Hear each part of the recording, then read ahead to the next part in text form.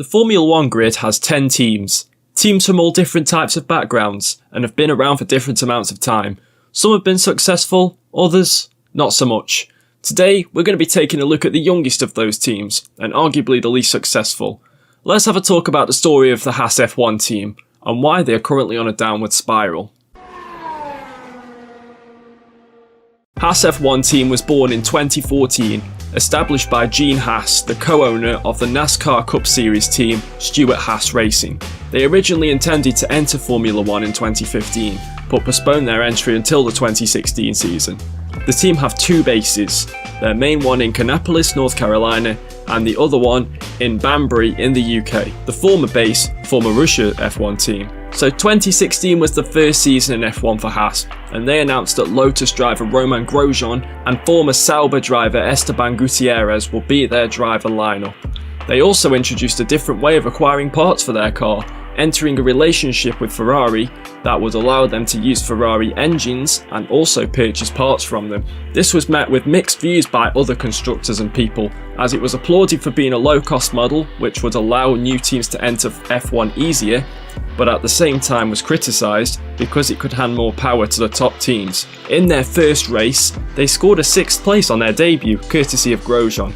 Haas became the first new team since Toyota in 2002 to score points on their debut. Gutierrez didn't get the same look, however, as he was involved in a crash with McLaren's Fernando Alonso, which effectively destroyed the Spaniard's car and saw both drivers retire from the race. In the very next race in Bahrain, Grosjean came home to finish 5th, giving Haas 11 points from the first 2 rounds, giving them the best start to a season for a new team position-wise since Shadow in 1973. Haas would finish the season with 29 points, finishing 8th in the Constructors' Championship, with Grosjean scoring points finishes at Russia, Austria, and at their home race in the USA. Esteban Gutierrez ended up scoring no points at all. So not a bad first season then. Before the end of the 2016 season, Haas announced that Renault driver Kevin Magnussen would replace Esteban Gutierrez for the 2017 season. Haas enjoyed a much better season this time round.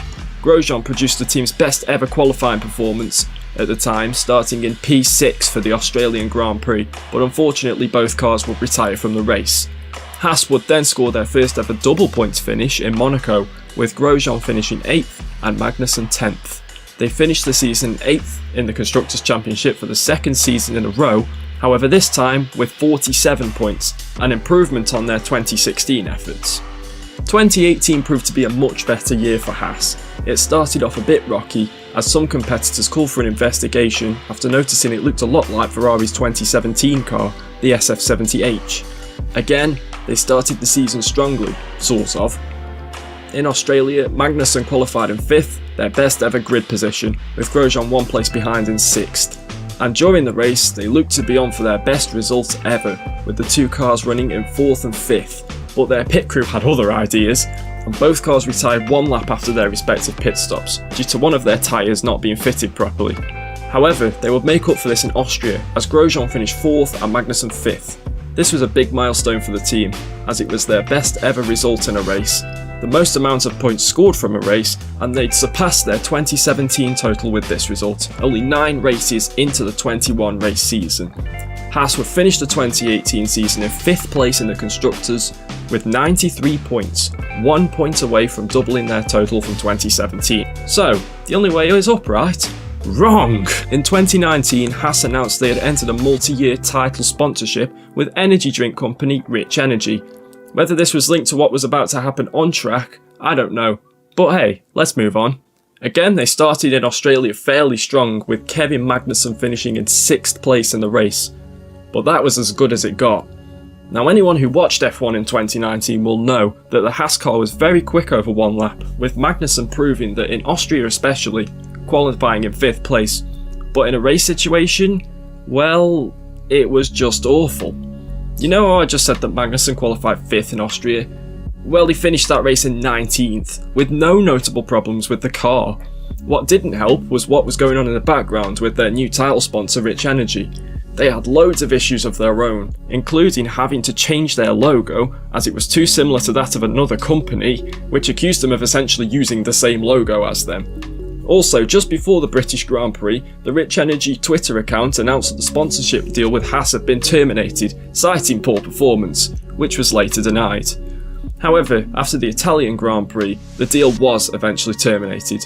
The team finished 9th in the Constructors, scoring 28 points, their worst season so far, and only better than Williams, who scored just 1 point. With 2020 came optimism that 2019 was just a bad year for the team, but it wasn't about to get any better.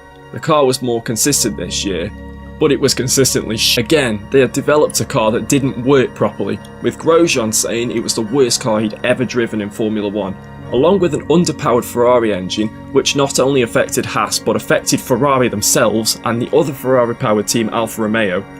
Grosjean also explains that when the VF20 would heat up during a session, it would change the rear suspension on the car, which in turn would adjust the aero balance, making the car more unpredictable as the weekend went on. Haas scored their best result of the season at the Eiffel Grand Prix at the Nürburgring, with Grosjean finishing 9th. Their only other points came at the Hungarian Grand Prix, where Magnussen also finished 9th, but was later demoted to 10th after being given a penalty for communicating with his engineer during the formation lap.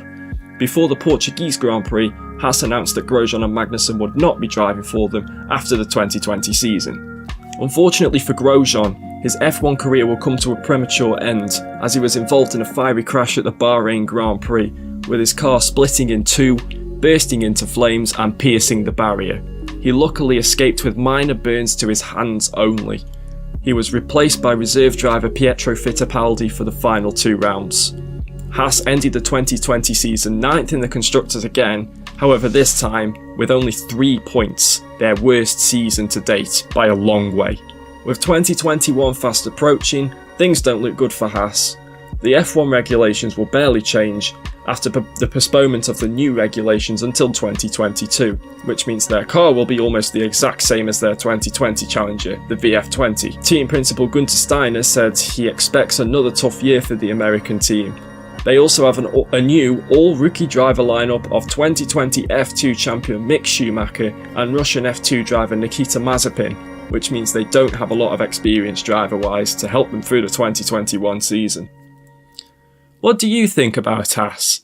Do you think they'll recover eventually, or will they continue on the slippery slope? Let me know what you think in the comments below. But that is it for this video, guys. If you guys enjoyed it, smash that like button down below. If you're not subscribed yet and you want to see more, hit that big red subscribe button. And next to the subscribe button there's also a bell, which you can click if you don't want to miss a video. Until next time, thanks so much for watching.